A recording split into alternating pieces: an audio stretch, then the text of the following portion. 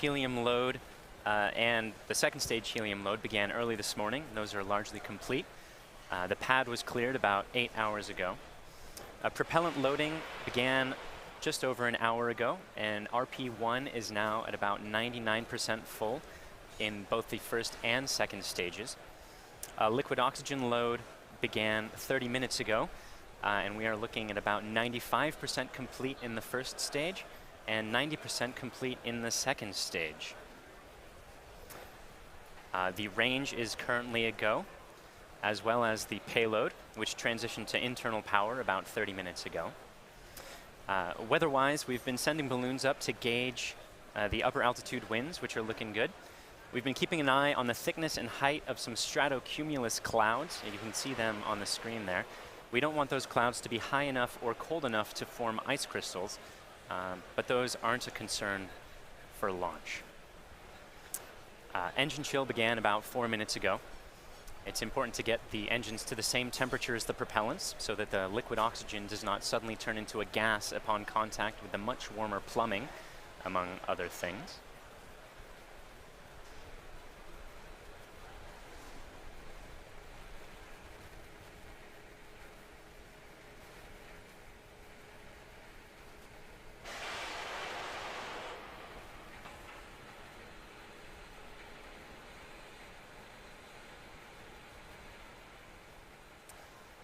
We've got several members of the GovSat-1 team in Florida to watch today's launch of GovSat-1. In particular, we would like to extend a warm welcome to the Prime Minister and Deputy Prime Minister of Luxembourg, as well as their Royal Highnesses, the Prince and Princess of Luxembourg, all of whom are watching today's launch in person from Florida. Designed exclusively to address governmental and institutional security user needs, GovSat-1 is the first satellite of GovSat, which is a public-private partnership between the government of Luxembourg and world-leading satellite operator SES. The public-private partnership is unique in that it allows governments to take advantage of the lower costs associated with commercial satellites while still meeting governmental security needs.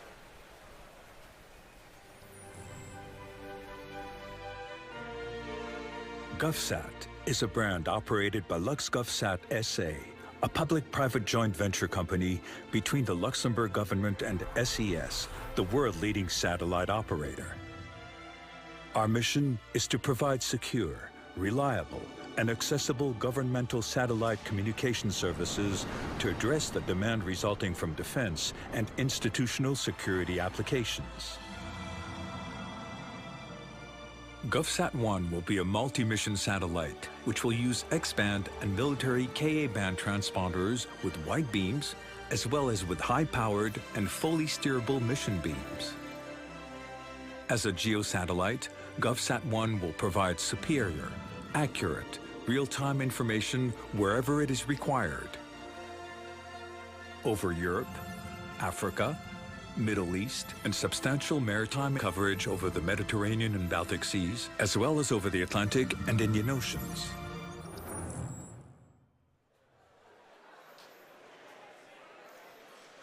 We are coming up on T-minus 4 minutes before launch. We are tracking no issues at the moment. We've just finished up loading up the helium that's pressurizing the first and second stages, and we're in the very final stages of liquid oxygen and RP1 loading. By loading those propellants so close to launch, we can keep them very cold. And being denser, that means we can load a little bit more of each of those propellants onto the vehicle. We're also performing some final communications checks with the full Falcon 9, and also testing the thrust vector control system, which basically wiggles the engines to make sure that those are properly able to steer Falcon 9 during ascent. We are preparing for Falcon 9 to take full control of the rest of launch, and the spacecraft is still a go for launch. At this point, we're just coming up on about T-minus 3 minutes before launch. Let's listen in to the last few minutes of terminal count. Stage 1 LOX load is closed out.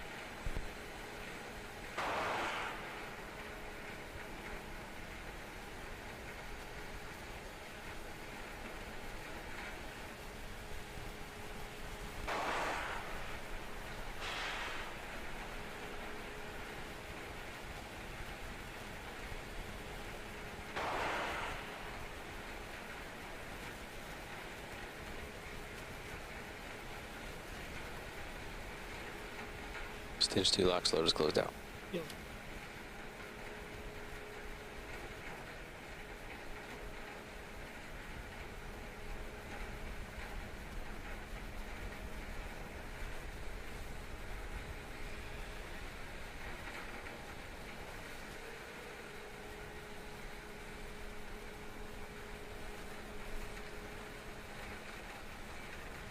Vehicles in self-align.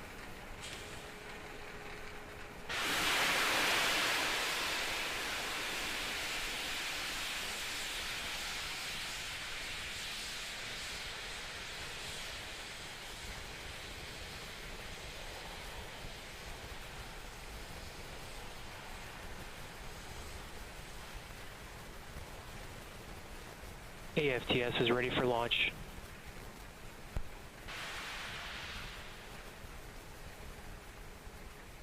Falcon 9 is in the startup.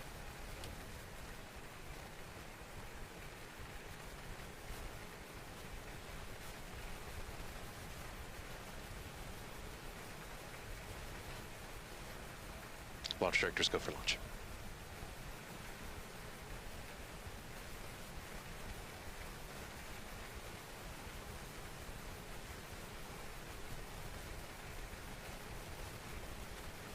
Minus 30 seconds.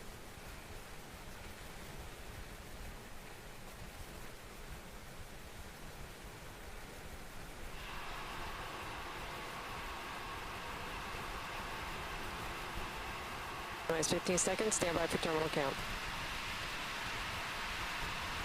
10, 9, 8, 7, 6, 5, 4, 3, 2, 1, 0.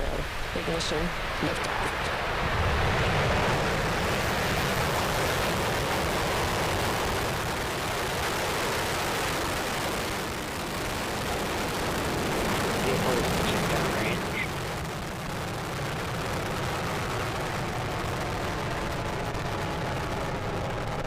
Stage 1 propulsion is nominal.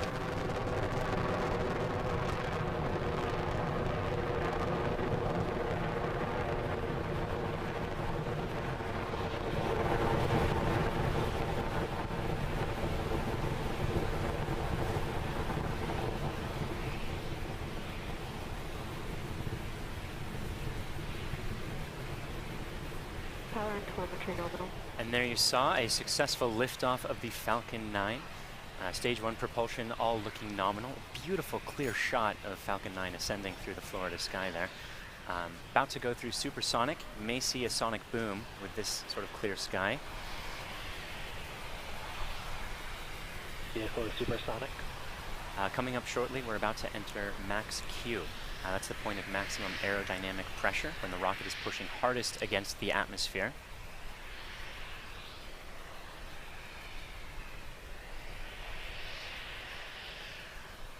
Vehicle has passed through max Q. We've successfully passed through that point. That's always a major milestone in every rocket launch.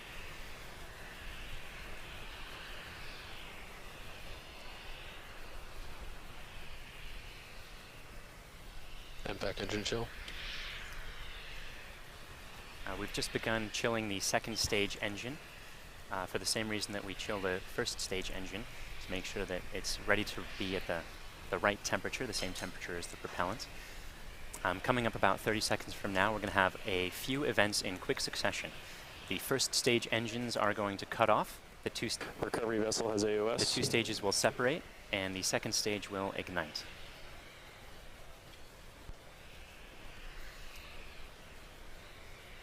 You can see the plumes fading away as the rocket is getting out of the atmosphere.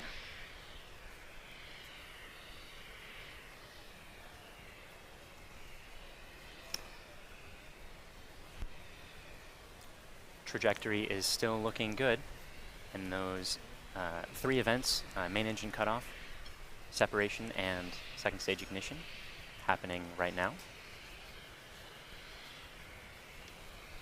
Maybe go. Stage separation has confirmed.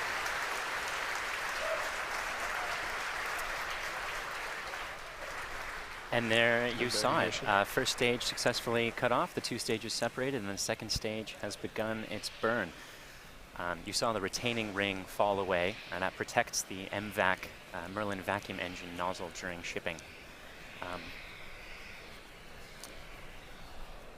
Again, we are not recovering the first stage on this mission, but we are about 30 seconds away from fairing deploy. The fairing protects the satellite during ascent, but it's not necessary once you get out of the atmosphere, and so we'll let it fall back to Earth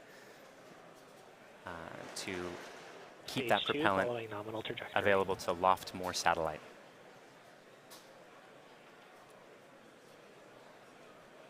Fairing separation confirmed. And we've got confirmation of the fairings separating. You can see one of the fairing halves in the screen behind the second stage engine there.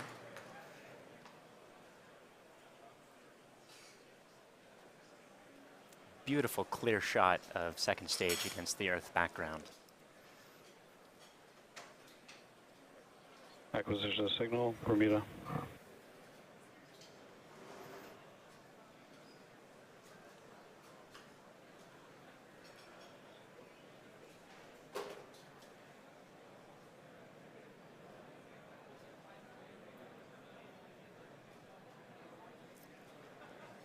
Trajectory for stage 2 is still nominal. This burn is going to continue for about another 4 minutes, at which point the second stage will then turn off its engine and have a coast phase for about 17 minutes. It'll be in a parking orbit at that time, and the coast phase will be preparing for the second burn, which will push the satellite into its geostationary transfer orbit.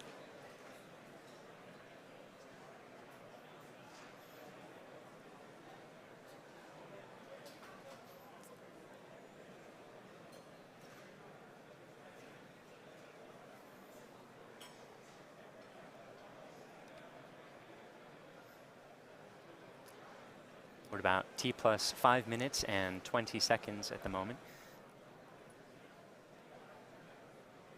At about this time, the first stage would be on its way back to the drone ship. And it's weirder to consider that we're not actually recovering this one. SpaceX has landed, I think it's about 20 first stages at this point. And the goal is for each first stage to last tens of launches in the short term and hundreds or thousands of launches in the long term.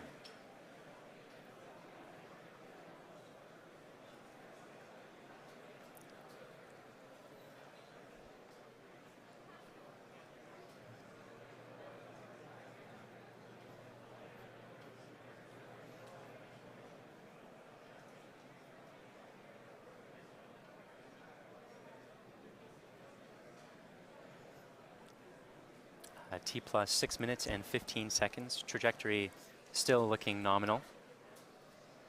And that second stage burn going to continue for another 2 minutes or so. Stage 1 AFTSS saved. Stage 1 entry burn has started.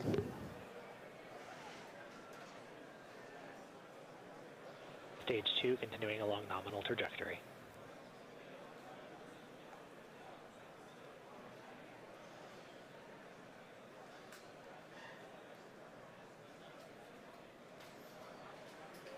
And stage 1 entry burn shut down.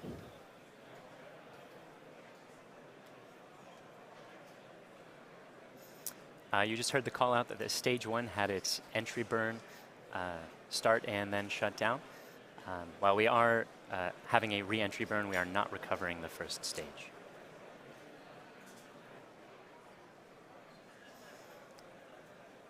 T plus 7 minutes and 20 seconds. Second stage propulsion and trajectory all still looking nominal, just the way we like it. And about 1 minute remaining in this first burn to get to a low altitude parking orbit for GovSat-1.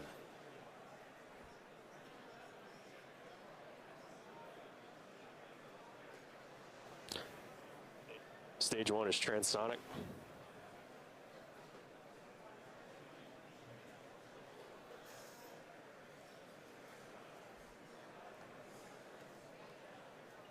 LOS, Cape Canaveral, stage 1, as expected. Stage 2 is under terminal guidance.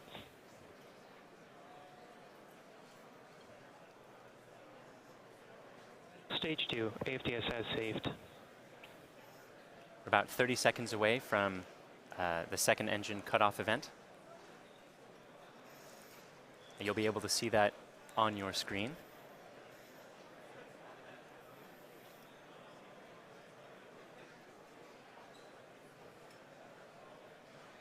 Stage 1 landing burn has started. Legs have deployed.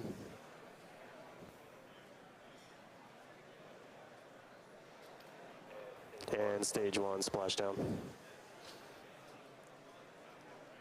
We have Seco.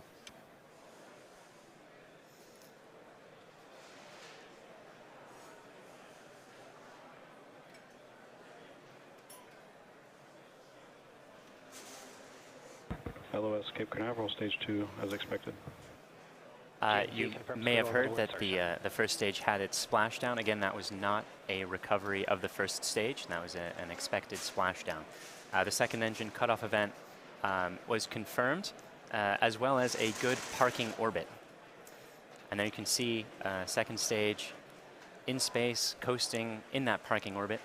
It'll be doing that for about another 17 minutes or so, at which point the second stage will burn for about another minute to change it from that low altitude parking orbit into the geostationary transfer orbit.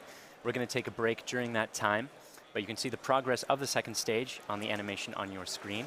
Currently a few hundred miles east of the Florida coast.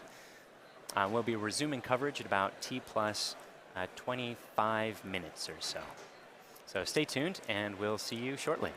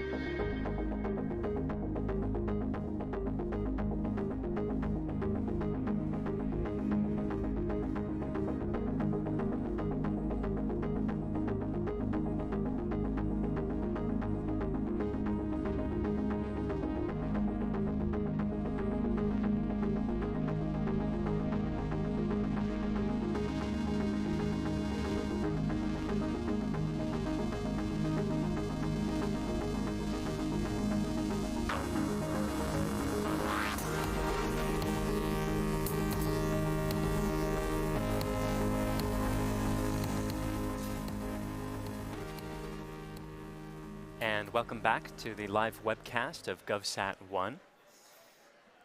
We are currently in the final stages of the coast phase of the second stage, and the final parts of that coast phase, I suppose. The liftoff of Falcon 9 occurred on time at 1:25 Pacific this afternoon, 4:25 Eastern.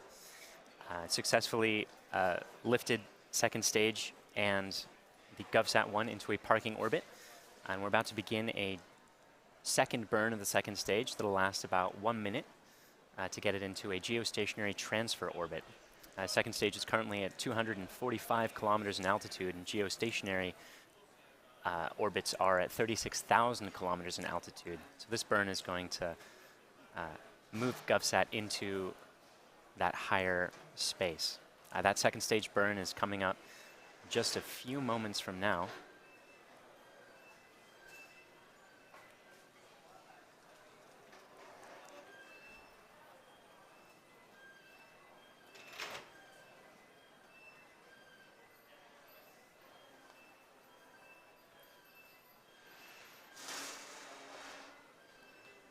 And there we have it, a second stage ignition for the second burn.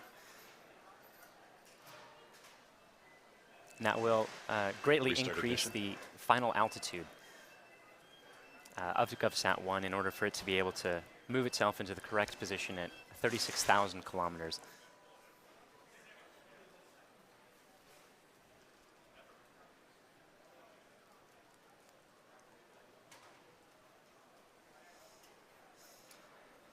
We've moved so far east at this point, we're just off the western coast of Africa, that we're very much in nighttime, which is why you can no longer see Earth in the background.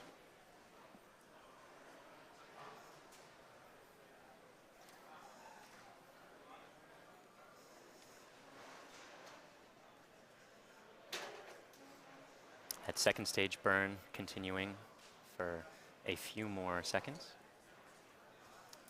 And then we have shutdown. We'll take a few moments to confirm that we're in the correct geostationary transfer orbit. And then a few minutes to make sure that the satellite is healthy. GNC confirms good orbit insertion. And we just got confirmation that the geostationary transfer orbit is in fact good, which is just the way we like it.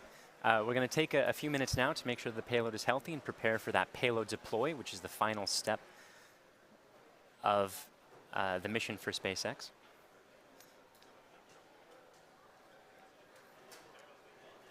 That payload deploy is coming up in a few minutes from now, so we'll take a quick break. But stay tuned. And at about T plus 32 minutes, we'll cut back in to show what we can of the payload deploy.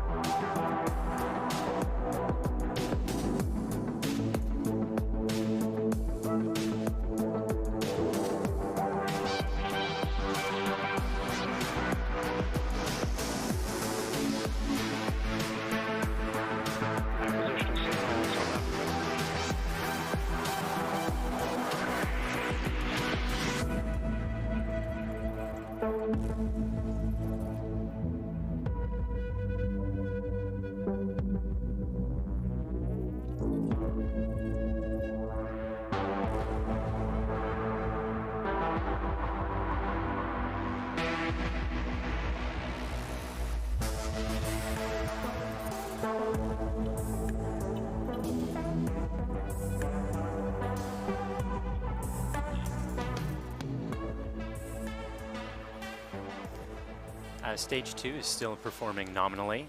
We've got an acquisition of signal from our station in South Africa. The next major event and the last important one for the mission for SpaceX is the payload deploy step, when we release the satellite from the second stage and allow it to continue on its geostationary transfer orbit, at which point it will circularize its orbit at 36,000 kilometers at 21.5 degrees east. And that payload deploy is going to look just like a gentle push away from the second stage. And it looks like we'll be having good live video of that. That payload deploy event coming up in just about 10 seconds from now.